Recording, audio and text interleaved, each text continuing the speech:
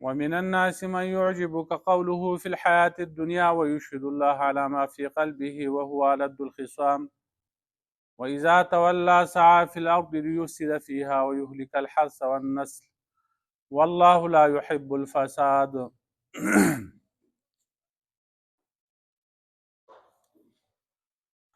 ربط د مخکې سردار چې مخکې آیتونو کې دوه قسمه خلق ذکر شو. بعضې هغه و چې هغه وی ربنا آتنا فی الدنیا حسنه وما له فی الاخرة من خلاق. یا الله ته چې موږ له څه راکوې په دنیا کې راکړه، نو د هغو دپاره په آخرت کې هېڅ حصه نشته. ومنهم من یقول ربنا آتنا فی الدنیا حسنه وفی الاخرة حسنه وقنا عذاب النار. او بعضې پکې هغه و چې هغوی د دنیا او د آخرت دواړو دپاره سوال کوه چې خدای موږ له په دنیا کې توفیق د نیکۍ راکړي او په آخرت کې ثواب د نیکۍ راکړي. وقنا عذاب النار، موږ د اور د عذاب نه وساتي. نو یو قسم هغه دي چې هغه دنیا پرست خلق دی، دنیا غواړي آخرت نه غواړي. دویم قسم هغه دي چې هغه خپله دنیا په آخرت باندې قربانوي، آخرت غواړي. نو د دغه دواړو دپاره به نمونې ذکر کوي. یو اخنس بن شریق منافقه او بل صهیب رومي رضی الله تعالی عنه، د هغو واقعات ذکر کوي. د دې آیت په شان نزول کې مفسرینو دا لیکل دي چې اخنس بن شریق یو منافق سړی و، خواږې خواږې خبرې به یې کولې، ډېر خبرلوس و. د نبي علیه السلام مجلس ته به راغی، ډېرې ښکلې خبرې به یې وکړي. به موږ خو ډېر خوش قسمت خلق یو چې ستا په شانې سړی الله پاک موږ ته راولېږه.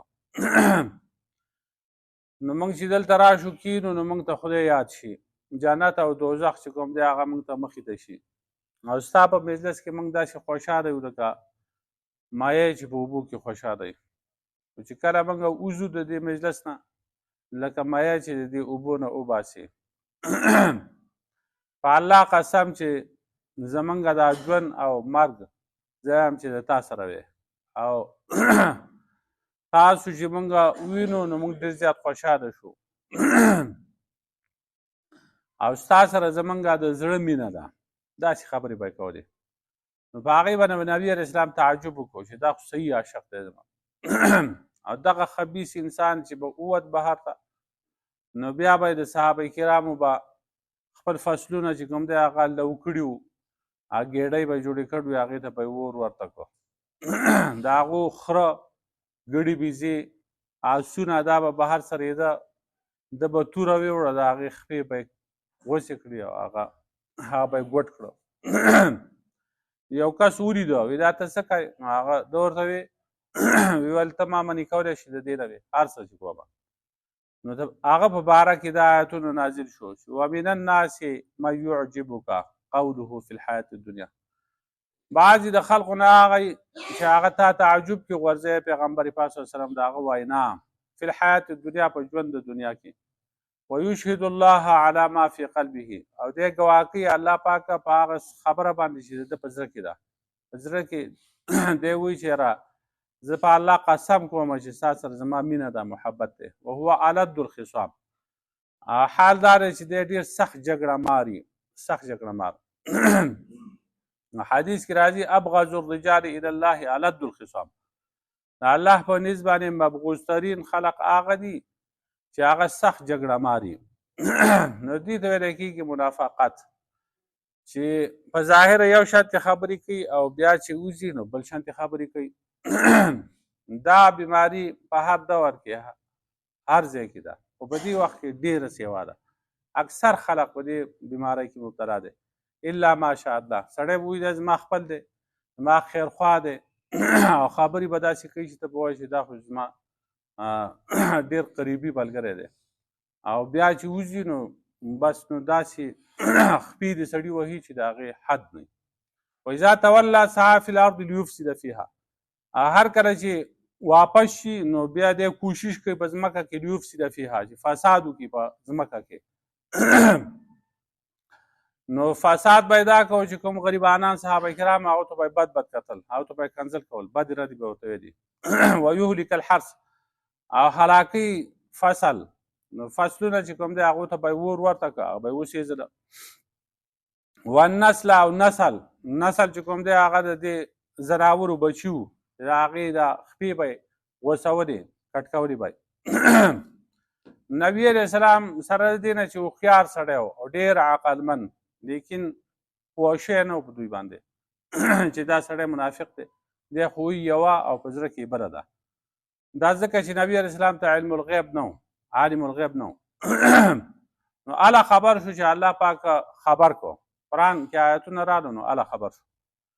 والله لا يحب الفساد الله پاک محبت نه کوي فساد سره واذا قيل له اتق الله او هر کله چې دته وویلی شي چې ویرېږه د الله نه اخذته العز بالاسم نو ونسېدله را غیرت په ګناه باندې دی د ګناه کار کوي او دا کار ورته بیا غیرت شي فحسبه جهنم نو د ده دپاره کافي دی جهنم ولبئس المهاد او ډېر ناکاره ځای د ورتلو دی او ډېر ناکاره ټیکانه ده د جهنم نو بل پرون چې کوم دی آیاتونو کې لاړه ومنهم من یقول ربنا آتنا فی الدنیا حسنه وفي الاخرة حسنه نو د هغې لپاره مثال ذکر کوي بعضې هغه خلق دی چې هغوی خپله دنیا چې کوم دی د آخرت دپاره قربان کړي هغه د دین دپاره پیدا شوی نو هغه صهیب رضی الله تعالی عنه دی صهیب رومي دی په اصل کې د روم نه و د عربو یو قبیله د بنو نمره د هغې یو کس و معشوم و او ډېر ښکلی هلک و ظالمانو دی وتښته روم ته بوته هلته بیا خلقو ځان له غلام یې جوړ کړو او بیا دغه شانتې بیا خلقو خرڅو ډېره زمانه پکې ووته نو کله چې بیا واپس راغی مکې ته نو دا ورته صرف یاد و چې زه د بنو نمره قبیلې یو سړی یم هغه کوم ځای چې به یې لبې کولې هغه خپل کور او دغه نو دغه طرفونه دا ورته معلوم و خو ډېر وخت چې کوم دی دی غلام پاتې شو نو نوره پاته ورته نه لګېده نور د خپلوان رشتهداران دا نومونه دا ولم صحیح نه ورته او ډېر سخت تیرانداز سړی و غشي به یې ویشته او غشی چې کوم دی هغه به خطا کېده نه د نښې نه 100% به لګېده په هغې باندې نو بیا وروستو چې نبي علیه السلام هجرت وکړو مدینې منورې ته او یو څو ورځې بعد چې کوم دی هغه عمر رضی الله عنه ورپسې هم لاړ ابوبکر صدیق رضی الله عنه د نبي علیه السلام سره یو ځای تلل نو بیا بس دی په مکه کې تنګ شو نو اراده یې وکړه د هجرت نو روان شو په دغه مکه کې یو کافر و هغه د ده مقروض و د ده پې قرضه وه نو هغه سوچ وکړو چې هره که دی لاړ شي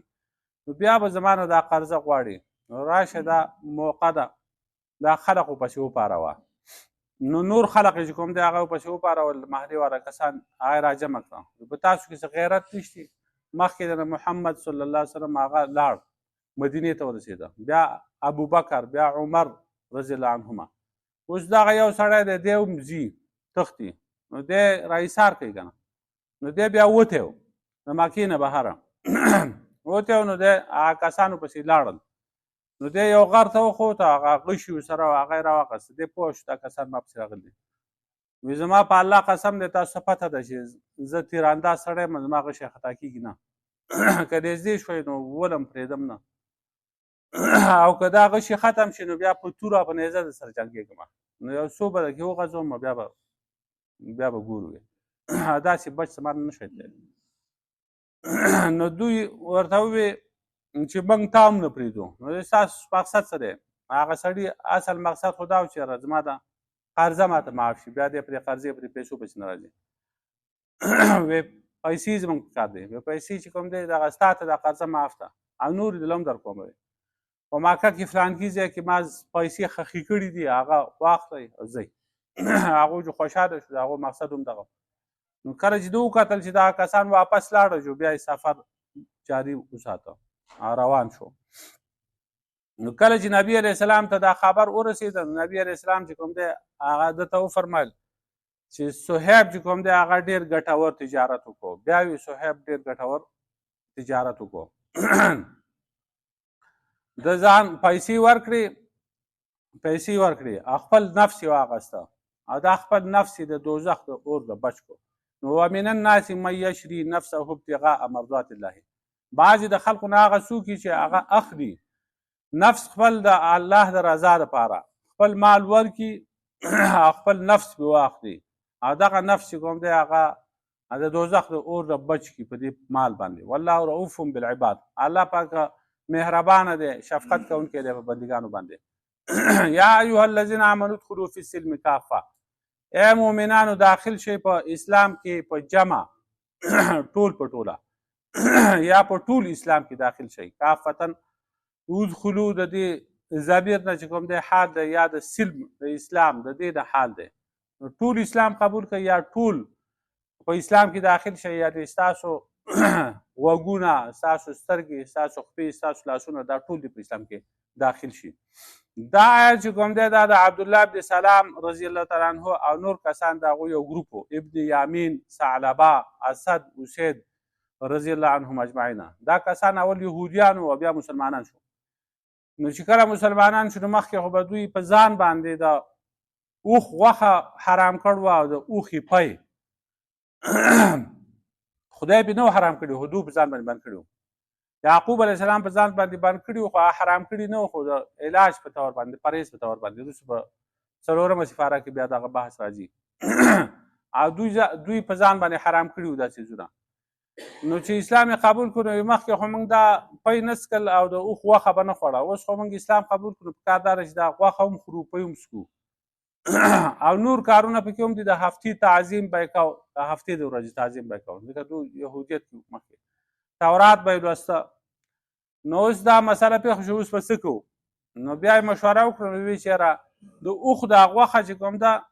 دا خوراک یا د اوښې پی څکل داسې لازمي خو نه دي. دا خو ډېر مسلمانان داسې دي چې هغوی د اوښ غوښه هم نه ده خوړلې او نه یې پی څکل دي. په دې محفل کې به هم ډېر کسان داسې چې هغوی به د اوښ غوښه نه یې خوړلي. نو داسې ضروري خو نه ده. عقیده به موږ دا لرو چې دا د اوښ غوښه دا حلاله ده، پی هم حلال دي او د هفتې د ورځې چې کوم دی خیال به هم ساتو که نه، د نورو جمعې ورځې به هم خیال ساتو او د هفتې هم. او تورات دی نو د تورات په لوستو کې خو څه ګناه نشته چې دغه به هم لولو. نو دا مشوره وکړه.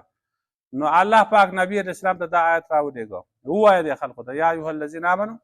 ای مؤمنانو ادخلوا فی السلم کافة، داخل شئ په اسلام کې پوره په پوره. دا نه ده چې عقیده دې د یوې نظریې سره یا عمل دې د بلې نظریې سره وي. عمل به چې کوم دی هغه به د یهودیت په طریقه باندې کوي، عقیده به دې د اسلام په طریقه باندې. دا نه چلیږي. ولا تتبعوا خطوات الشیطان، تابعداري مه کوئ د هغه قدمونو د شیطان. انه لکم عدو مبین، یقینا دا شیطان ستاسو لپاره دشمن دی ښکاره. نو فإن زللتم من بعد ما جاءتكم البینات، پس که چېرته وښویدئ تاسو وروستو د هغې نه چې راغلی تاسو ته واضح دلایل تاسو راغلي، د هغې نه وروستو تاسو خطا شوئ، دوکه شوئ، وښویدلی. نو فاعلموا ان الله عزیز حکیم، نو پوه شئ چې الله پاک زورور دی، حکمت والا دی. تاسو چې د دې واضح دلایلو باوجود بیا هم په اسلام باندې عمل نه کوئ، نو خدای پاک به دله سزا درکوي. سزا به ځکه درکوي چې عزیز زورور دی، اوس دل نه درکوي، صبر درته کوي، حکیم حکمت والا دی. هل ينظرون، انتظار نه کوي دا خلق الا ان یاتیهم الله فی ظلل من الغمام، مگر دا چې راشي دوی ته الله پاک په هغه سورو د وریځو کې، والملائکة او راشي فرشتې، وقضی الامر او فیصله د کار وشي، و الی الله ترجع الامور، الله پاک ته واپسې د ټولو کارونو ده. دا خلق د څه شي انتظار کوي؟ د دې انتظار کوي چې الله پاک راشي، یعنی ورځ د قیامت هغه الله پاک برپا کړي په دې خلقو باندې، یا فرشتې راشي د حساب کتاب دپاره او د دوی د تېښتې ځای نه وي، الله پاک مخامخ راشي. نو د الله پاک راتلل اتیان چې کوم دی دا حق دی. اوس دا به د چا سره مشابه کوو نه، د فلاني په شانتې به راځي، د فلاني په شانتې. دلته وایي چې گویا کې د سور د وریځو سوري دي او فرشتو جماعت دی په هغه کې به راځي. د قیامت په ورځ به الله پاک ښکاري، خلق به ویني او راتلل به کوي. نور اخوا موږ نه خبرې په ستر خبره دا متشابهات دي نو په دې به یقین سره لري او نور تفصيلاتو کې اخوا نه زی او الله پاک لیدو حق دی وجوه یومئذ ناظره الى ربها ناظره ډیر مخونه په دغه ورځ باندې تر تازه خپل رب ته ګوري او فیصله به وشي د ټولو کارونو الله پاک به د ټولو کارونو فیصلې وکړي د دې بندره به د ټول عمر او د تمامي زندگی حساب کتاب وغواړي نو فیصله به وشي والى الله ترجع الامور الله پاک ته واپسې د ټولو کارونو دغه به وشي ومن الناس ما يعجبك او بعضې د خلقو نه څوک دي چې هغه تعجب کې غورځوي تعالی را قوله د هغه وینا فی الحیات الدنیا په هغه ژوند لنډ کې ویشهد الله او ګواه کوي الله پاک علی ما فی قلبه په هغه څه باندې چې د ده په زړه کې دي وهو علد الخصام او حال دا دی چې دی سخت جګړه ماري واذا توله هر کله چې دی واپس شي ستا د خوا نه سعی فی الارض نو دی کوشش کوي په ځمکه کې لیفسد فیها چې فساد وکړي په ځمکه کې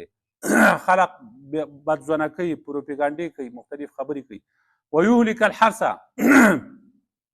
او هلاکوي هغه حرث